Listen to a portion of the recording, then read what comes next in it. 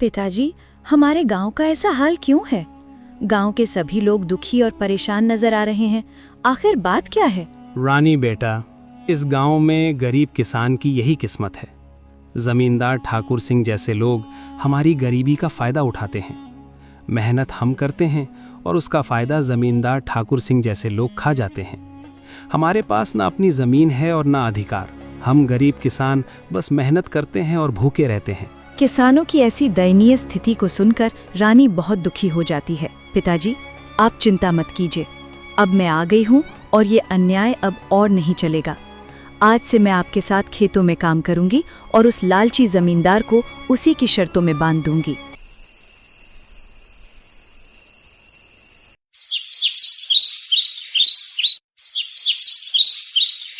अगले ही दिन रानी जमींदार ठाकुर सिंह के यहाँ पहुँच जाती है।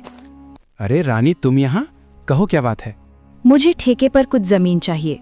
तुम तो एक लड़की हो, अब तुम खेती करोगी? अरे तुम अभी बच्ची हो, तुम्हारे अंदर इतना दम नहीं है। तुम पढ़ी लिखी लड़की हो, खेती नहीं कर पाओगी। नहीं मालिक, ऐसा मत बोलिए। भले ही मैं पढ़ी लिखी हूँ, मगर हूँ तो एक किसान की बेटी ही ना। खेती करना मुझे अच्छी तरह से आता है। अच्छा चलो ठीक है, तुम्हारी बात मैं मान लेता हूँ। वैसे भी काम का क्या रह गया है, पढ़ लिख कर तो सभी ऐसे ही बेरोजगार घूम रहे हैं। आपका बहुत बहुत धन्यवाद मालिक। अरे धन्यवाद बाद में दे देना, पहले मेरे नियम और शर्तों को सुन लो। आपकी क्या शर्त है मालिक, बताइए।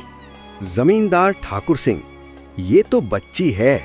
इस बार कुछ ऐसी शर्त बता देता हूँ जिससे इसकी सारी फसल मेरी हो जाएगी। वैसे भी इसके पिता महेंद्र साल में गेहूं ही लगता है, तो ये भी गेहूं ही लगाएगी।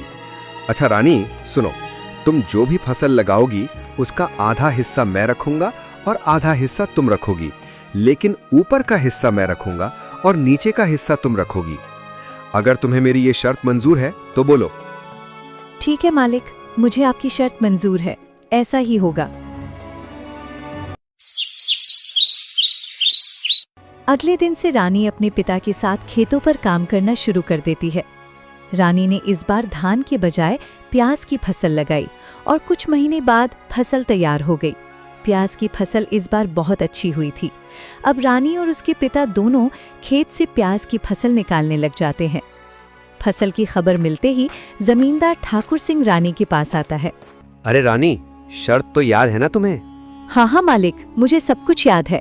आधा आपका और आधा मेरा, और आपने कहा था कि ऊपर का हिस्सा आपका होगा और नीचे वाला का हिस्सा मेरा होगा। देखिए मालिक, इसने तो चालाकी कर दी। ये धान की फसल नहीं है, ये तो प्याज की फसल है। अरे ये क्या रानी, इस बार तुमने प्याज लगाया है? ये तो आप ही की शर्त थी मालिक, और आपने ही शर्त बताई थी, और अब आप ही शर्त मानने को तैयार नहीं हैं। अरे लेकिन मैं इस घास फूस को लेकर क्या करूंगा, जबकि सारे प्याज तो तुम ले रही हो। मालिक, मैं कुछ नहीं जानती, आप अपना ऊपर का हिस्सा ले जाइए।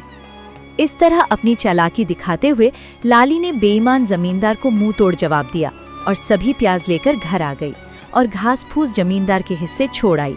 मालिक, पूरे गांव में आज तक किसी ने भी आपसे चालाकी दिखाने की हिम्मत नहीं की, और ये महेंद्रा की बेटी रानी इतनी आसानी से आपको बेवकूफ बना गई।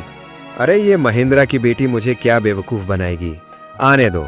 इसे अगली बार उसे ऐसा सबक सिखाऊंगा कि मुझसे उलझने की कोशिश नहीं करेगी।